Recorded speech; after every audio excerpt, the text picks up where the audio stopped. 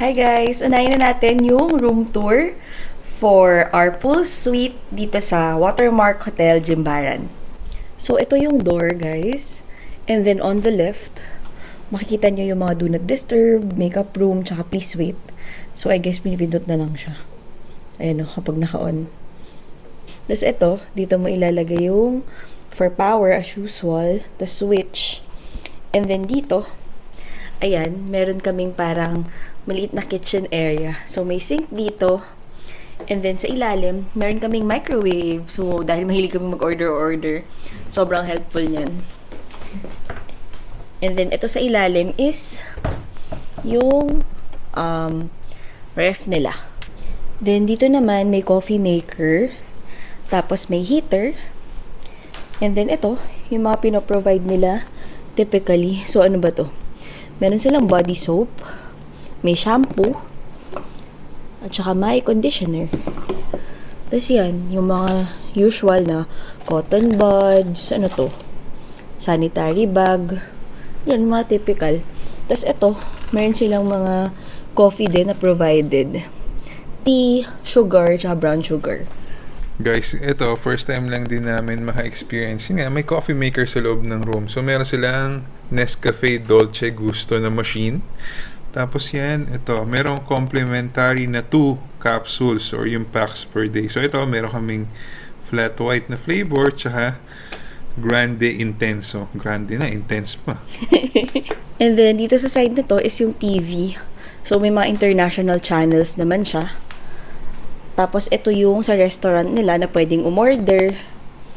And then, ito, pwede kayong mag-makeup dito or something. Ayan, may upuan.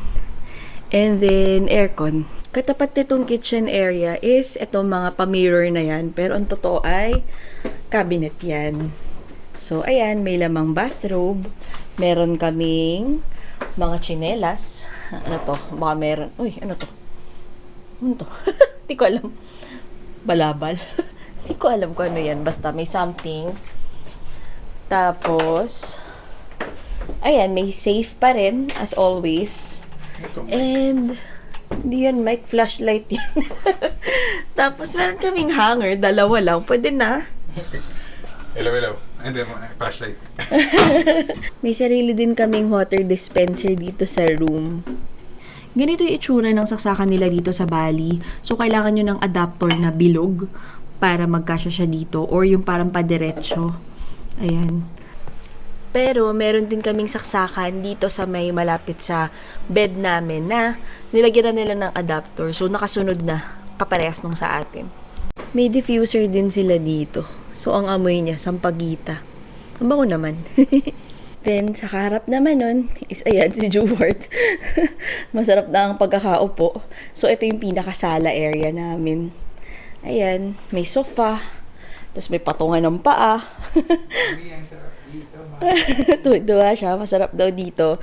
Tapos, ito yung bed namin is extra large king size bed. So, kita-kita nyo naman, sobrang lawak. Parang Japanese style siya. So, pwede nyo ilagay yung mga gamit nyo dito. Tapos, doon pa sa kabila. May pagganito pa sila. May parang paswan. Tapos, may heart. Tsaka may petals. Ano mo ang tawag dyan? Ano? Ano daw tawag dito? Nice one daw. Sabi ni George yung tawag dito, lo. For the CR naman, ito yung bathtub namin. May pa-petals pa sila, di ba? Very romantic. Tapos, ito yung shower. Ayan. Actually, parang hindi shower kasi dito ka mag-shower, oh. So, ganyan siya. Pero may sink, meron namang drainage dun sa dulo. And then, ito, isang malawak na mirror. Tapos, dalawa yung sink para hindi kayo magkagawa ni Jeward. So, ayan, dalawa. May baso din, dalawa. And, sharing yung soap. Tapos, nandito yung mga kailangan namin, mga towels and all. Nakaseparate yung toilet. So, nasasara yan. Ito siya. Nasasara. Wala siyang bidet na nakahiwalay, pero may bidet siya na naka-install dun mismo sa bowl. Nasasara din yung, by the way, itong pinaka-CR. So, yan. Ganyan siya. Punta na tayo sa pinaka-exciting na part. yung pool. Kasi pool suite siya. So, may sarili kaming pool sa loob ng room. So, yung view ng pool, ito. Buong labas dito. Pwedeng buksan. Ayan, binubuksan ni Jeward. Tapos nag-moist kasi malamig dito sa loob. So, ito na yung pool area natin. Ayan, sarili nating pool. So, dito sa gilid, yung mga lalagyan na ng mga basa. May sarili kaming upuan dito sa labas. Tapos, ayan, ang pool daw ay 1.2 meters. So, nung kinonvert ko yan sa feet, parang 4 yata. Ayan. Meron hanggang doon. Tapos, masarap din yung area na to dito, oh. Pwedeng tumambay-tambay, ganyan. After maligo, or kung trip mo lang dito sa outdoor. Pero medyo mainit ngayon. Kaya masarap magbabad sa pool. So, nabook namin tong pool suite na to sa Watermark Hotel Jimbaran for 1,300,000. Pero hindi peso rupiah. So, in pesos, nasa 4,800 pesos per night siya. Pero, mind you, nakuha namin siya ng promo. Actually, hindi namin alam kung promo talaga. Kasi may nakaslash dun sa website. So, direct booking to. Mag-stay kasi kami dito for more than a week. So, may special price sila para doon. Tapos, medyo maaga din kami nag-book. Siguro, more than a month bago kami mag-stay dito. So, check nyo na lang yung website nila for exact prices. Kasi baka nag-vary siya. Depende kung kailan kayo magbubook. Hi guys! Hello. Hotel tour naman tayo dito sa Watermark Hotel Jimbaran. Pero bago yan, gusto ko muna i-shout out yung mga taga Jose Reyes Hospital FMO, especially sina Sir Jason, Miss Isel at Miss Jen. Hello po! Hello. So, ito yung frontage ng property ng Watermark Hotel Jimbaran. So, ayan. 15 minutes lang to from the airport. And then, ito yung parking. Malawak naman siya. Tapos, ito yung pangalan sa likod kasi nakaharap siya dun sa kabila. Straight ahead is yung reception area. So, in our case, nung nagpunta kami dito, pinresent lang namin yung booking namin. Actually, tinanong lang kami kung anong name kasi may complimentary din kaming sundo from the airport. Tapos, binigyan kami ng welcome drinks and sinettle namin yung half ng payment kasi initially half lang yung binayaran muna namin. So, ito yung front desk. Dito niya ipepresent yung booking nyo. Ito yung gitna nung sa lobby. And then, meron silang sariling money changer dito. Tapos, ito yung kabuuan ng lobby nila. So, yan. Very spacious and cozy. By the way, competitive yung money changing rates nila dito. Mas okay to kaysa sa airport. So, I suggest kung dito kayo magsistay, dito na lang kayo magpapalit. Huwag na sa airport. Kasi kami 14.1 yung kuha namin eh. Dito 14.5 oh. Dalawa yung pool nila dito. So, ito yung pool nila sa ground floor. Tapos, ayan. May mga upuan din naman dyan. Actually, walang nagsiswimming ngayon. Mga 2:00 ngayon. Kung may kids kayo, meron din silang playground dito.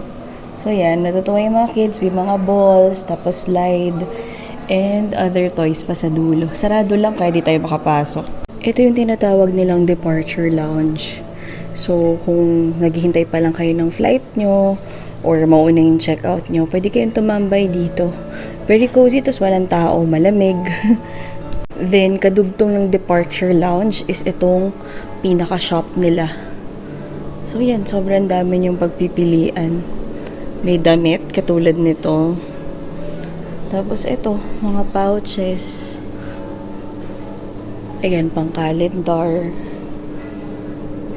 Mga displays. So, halimbawa ito. For reference, 94,000 rupiah. So, around 350 pesos, ganun. Okay na rin not bad. Ito, magkano kaya ito? Ito, 60,000 rupiah siya. Maganda na rin siya. Mga regalo nyo. Pasalubong. For accessories naman sa girls, ayan meron siyang mga earrings. Magkano to? 80,000 rupiah. So, less than 300 pesos siguro, mga ganun. Ang dami pa mga ibang klaseng accessories. Tapos ito, ano to? Magnet. Magnet siya, ang ganda. 24,000. So, siguro nasa 100 pesos. Ganun. Ang ganda Ang ganda din ng dresses nila, Very Bali. Meron ding mga display na ganito. Ang dami. Tas pamaypay, ayan.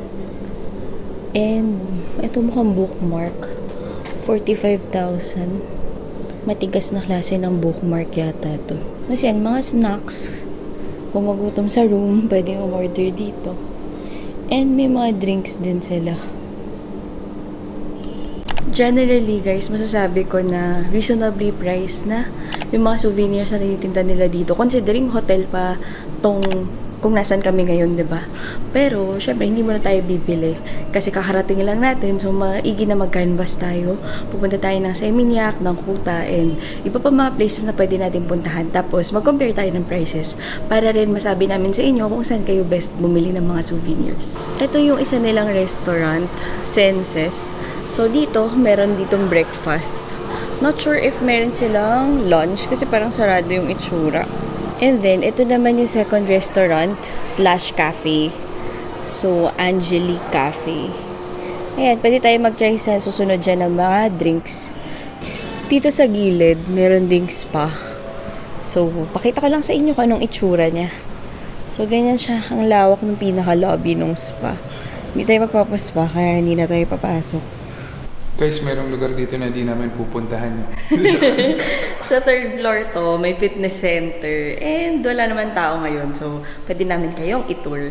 Itong fitness center nila, kahit sino naman na nandito na nagsistay, pwedeng gumamit.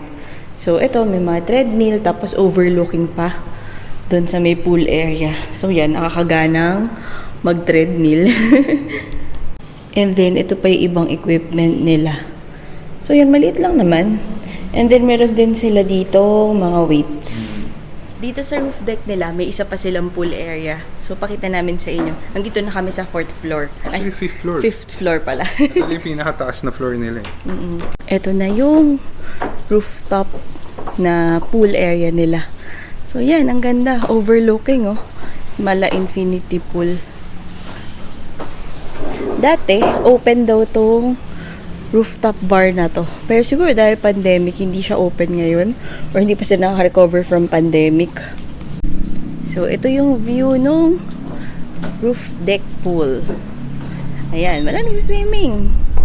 Dahil siguro mainit pa. Alas 2 ngayon ng hapon. Pero parang sarap. Inviting. And ito, may mga upuan. Ang dami. Enough for everyone. May mga towels dito pag nag-swimming kayo. Kung kailangan nyo. So, serve yourself na lang kasi parang walang staff. At dahil sa suite tayo nagsistay, meron tayong access dun sa suite lounge nila kung saan may mga snacks, free coffee, etc. Ito yung itsura ng suite lounge nila. So, dito sa area na to, business center. So, if you need to work on anything, meron silang computer with wifi. Tapos, ayan, yung mga chairs. Ito yung mga snacks. And then, ito yung drinks. May mga decors din sila dito. Very nice. And very cozy dito. Malamig kasi aircon. Plus, tahimik kasi walang tao. Tapos, ito, overlooking sa front view. No watermark. Ayan. Meron ding daan dito sa kabila. Ito yung mga snacks nila. So, ito, biscuit. Parang ice gems natin. Ito, sus chocolate. Not sure if this is cookie. Tapos, ito, cassava chips and nuts. So, yan. Serve yourself. And then, ito naman yung drinks. So, may orange juice, may lemon tea, and then, may coffee. Ito yung buong layout ng pinaka-buffet nila. So, meron dito sa left. Meron dito sa right. And then, nandun sa dulo yung mga drinks. Dito sa left side, dito kayo kukuha ng plato nyo. And then, kung bread yung gusto nyo, so meron silang pineapple jam, strawberry jam, tsaka butter. Tapos, eto. Anong klaseng tinapay? Parang mga rolls. So, Parang rolls. Parang mga pandesal to. Oo, pwede nyo iinit, may initan dito. Tapos, ito yung second kind ng bread. Parang mga croissant. Croissant. Mukhang, tas ito, Tawag dito parang cinnamon roll. cinnamon. Mukhang matamis-tamis to. Oo. Tapos ito, normal na parang tasty. White White bread. bread. And then, ayan, dito nyo iinit. Mainit. Tapos, cereals kung gusto nyo. So, may Coco Crunch at saka may cornflakes. And ito na yung fresh milk nila. For their meat, meron silang chicken bacon at saka chicken sausage. Meron din silang salad station. So, yan, may mixed fruits, may cold cut na chicken ham. Tapos, yan, mixed salad. So, bahala na kayo kung ano yung mga ilalagay nyo. And then, ang dressing nila is Thousand Island dressing at saka Japanese soy sauce dressing. Meron din silang egg station dito, pero wala pang naka-station na person. Kasi kami palang ating kakain. So, ayan, madami naman choices. And then, may mga mini pancakes din sila dito. Tapos, pwede nyo lagyan ng chocolate sauce, honey, tsaka whipped cream. Dito naman sa left side, so ito, may mga condiments for your soup and porridge. So, ayan. And then, ayan, may steamed rice sila. So, para sa ating mga Pinoy. At sila din, nagsi-steamed rice sila sa umaga. Sweet mung bean soup ata to. Another soup, egg corn soup. And then ito, salad. Ang name niya is gado-gado salad.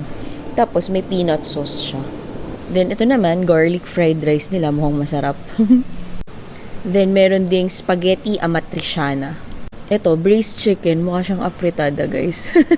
Then ito, sauteed mixed vegetable. Then may potato wedges. Ito yung pinaka-dessert nila dito. So, parang may tart. Tapos, ito parang mukhang brownie siya. Kung pika-pika naman ang hanap, meron din silang shrimp crackers dito. For their drinks area, so, ito yung mga baso. Tapos, self-service na lang yan. Kuha kayo na ice cube dito. So, yan. Madaming ice. Meron silang water, merong mango juice, guava juice, hot tea, hot coffee. And then, meron din ditong sugar, white sugar, tsaka creamer.